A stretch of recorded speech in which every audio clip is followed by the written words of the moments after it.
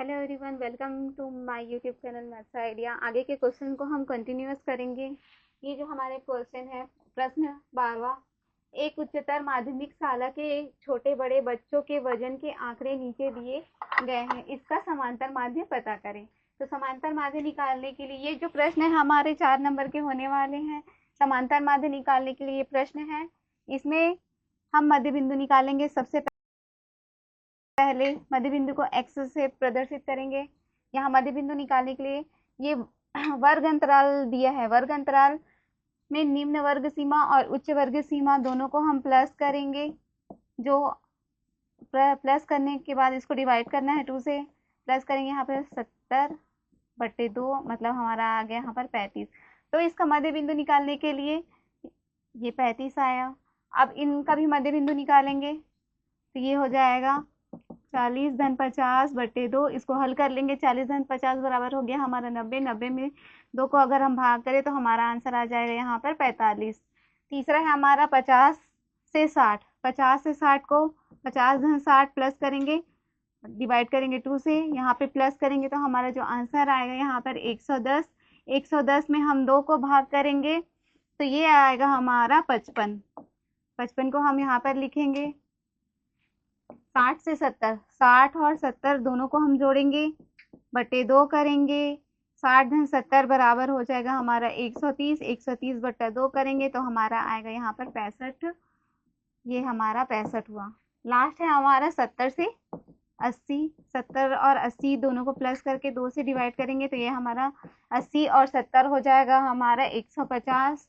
150 में हम 2 को भाग करेंगे तो ये आ जाएगा हमारा 75।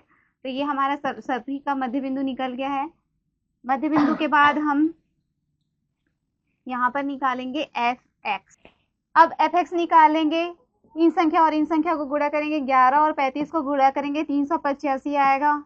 29 और 45 को गुणा करेंगे 1305 आएगा। 6 और 55 को गुणा करेंगे 330 आएगा।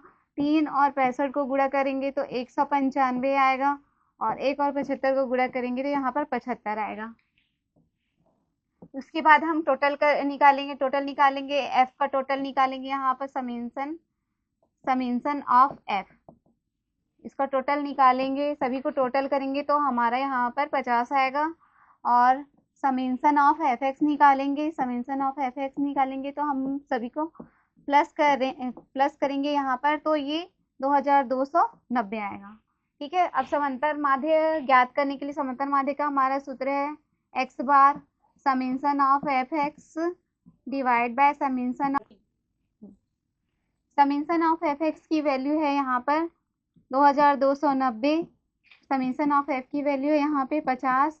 इसे हल करेंगे 2290 को 50 से भाग करेंगे। यहाँ पर भाग करेंगे हम 2005 से अगर भाग करें 4 बार 20, 2 बचा है यहाँ पर 9 को लेंगे, 5 के पहाड़े से भाग करेंगे तो 5 बार आएगा 25। यहाँ पर बचा हमारा 4, यहाँ पे पॉइंट लगाएंगे, यहाँ पर 0 लगाएंगे। देखेंगे 5 के पहाड़े से भाग करेंगे 40 को तो 8 बार। तो हम इसे भाग करें तो हमारा आंसर यहाँ पर आया है 45.8। ठीक है, यही हमारा आंसर है kg। हमारा अगला प्रश्न है, ये प्रश्न 12 के अथवा में आया था। वो प्रश्न समांतर माध्य से है, ये प्रश्न बहुलक से है। बहुलक से आगे के प्रश्न को देखेंगे। एक दिवसीय अंतरराष्ट्रीय मैचों में बहुत से गेंदबाजों द्वारा लिए गए विकेटों की संख्या के आंकड़े तालिका में दिए गए हैं, इनका बहुलक ज्ञात करना है। तो विकेट की संख्या है, विकेट की संख्या दी हुई है। इस वाले में गेंदबाजों की संख्या दी हुई है। तो हमारे पास बहुलक का जो फॉर्मूला है, बहुलक का फॉर्मूला होता है यहाँ पर, बहुलक बराबर होता है L plus F1 minus F0 बट्टे में 2F1 minus F0 minus F2 multiply H।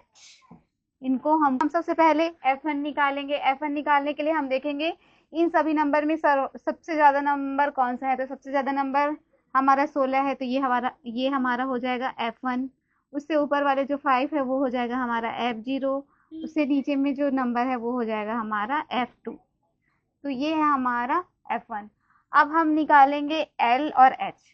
L निकालने के लिए हम देखेंगे सबसे ज़्यादा नंबर जिसमें आए हैं उस वर्ग अंतराल को लेंगे। यहाँ पर वर्ग अंतराल को यहाँ से लेंगे तो बहुलक वर्ग की निम्न सीमा, बहुलक वर्ग की निम्न सीमा यही हमारा एल कहलाएगा, जो सबसे कम नंबर है।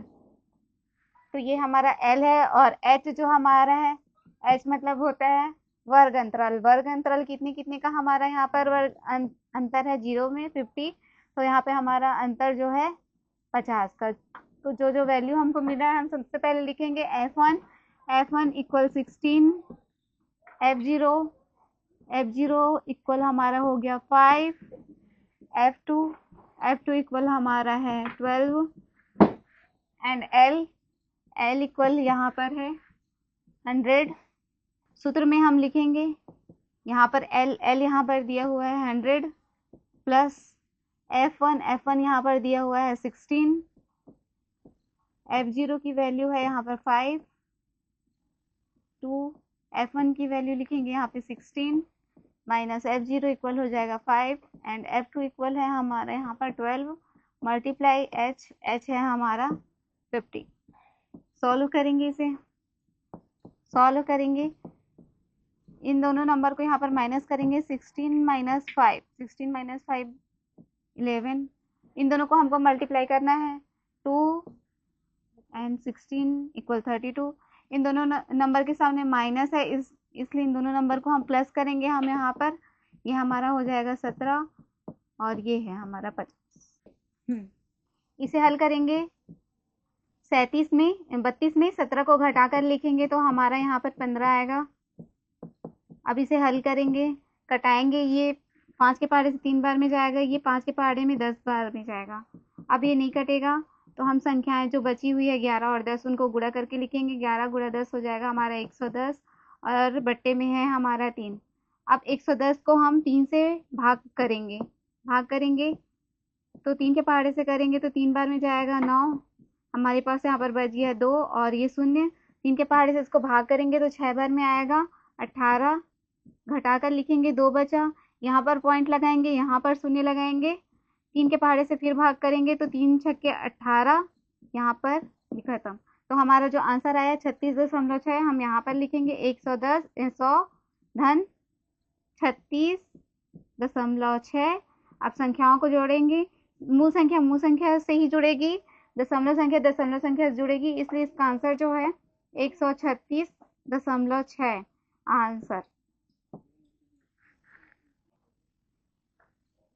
हमारा अगला प्रश्न है प्रश्न 14। x तथा y में संबंध ज्ञात कीजिए ताकि बिंदु x y बिंदुओं 7 1 और 3 5 से समदूरस्थ हो। तो दो बिंदु हमको दिए हैं 7 1 और यहाँ पर दिया है 3 5, समदूरस्थ हो।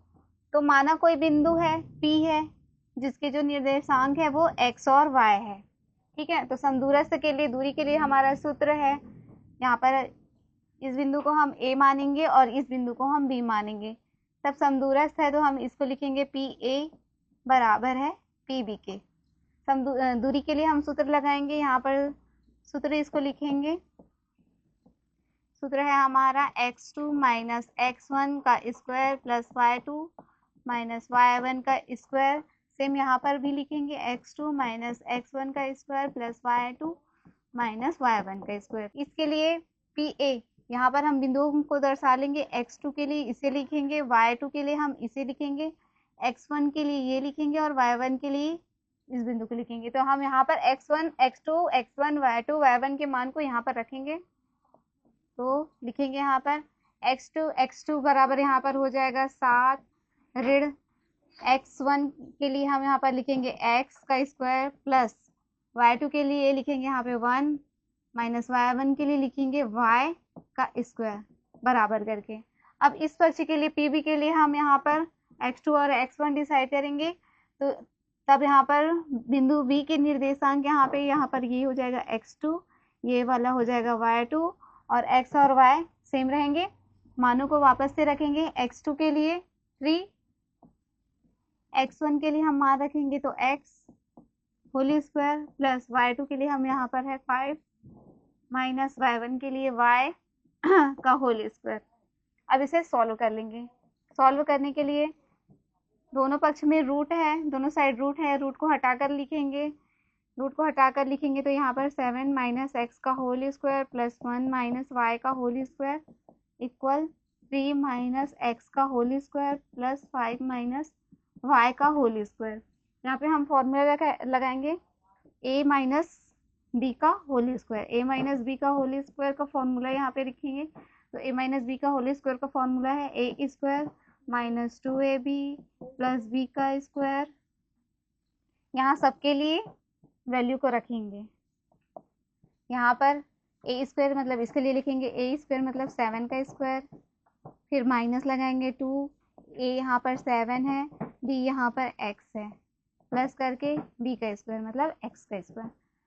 अब सेम फॉर्मूला इसके लिए भी लगाएंगे। यहाँ पर ए स्क्वायर के लिए 1 स्क्वायर माइनस 2, ए के लिए 1, बी के लिए y प्लस बी का स्क्वायर।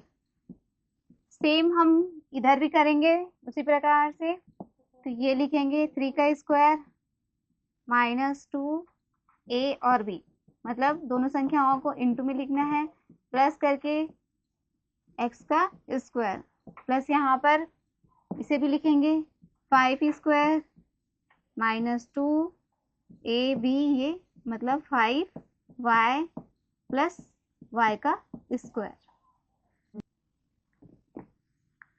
आगे हल करेंगे इसको। 7 का स्क्वायर मतलब ये हो जाएगा 49। इन सभी को आपस में गुणा करेंगे, 2 का गुणा 7 से करेंगे तो ये 14 हो जाएगा। एक्स का एक्स लिखेंगे और ये हो गया एक्स स्क्वायर। 1 का स्क्वायर मतलब होगा 1। अब इन सबको आपस में मल्टीप्लाई करेंगे, 2 इंटू 1 मतलब 2 और y का y प्लस y का स्क्वायर। सेम इधर भी सॉल्व करेंगे। 3 का स्क्वायर मतलब ये हो जाएगा 9। इन सबको सॉल्व करेंगे, 2 इंटू 3 मतलब हो जाएगा यहाँ पे 6, एक्स का एक्स प्लस एक्स का स्क्वायर। 5 का स्क्वायर मतलब ये हो जाएगा हमारा 25। इन सबको सॉल्व करेंगे तो 2 इंटू 5 मतलब 10 और ये हो जाएगा y प्लस वाई का स्क्वायर। यहाँ से इसको सॉल्व करेंगे, हम देखेंगे ये एक साइड है और ये दूसरी साइड है, जिसमें दोनों जो संख्याएं दोनों में होंगी उसको हम डायरेक्ट काटेंगे। तो एक्स स्क्वायर दोनों में है, हम यहीं से इसको कैंसिल करेंगे। यहाँ पर फिर देखेंगे वाई स्क्वायर इसमें भी है, वाई स्क्वायर इसमें भी है, इन दोनों को कैंसिल करेंगे। अब जो संख्याएं बची हुई है उन्हें लिखेंगे।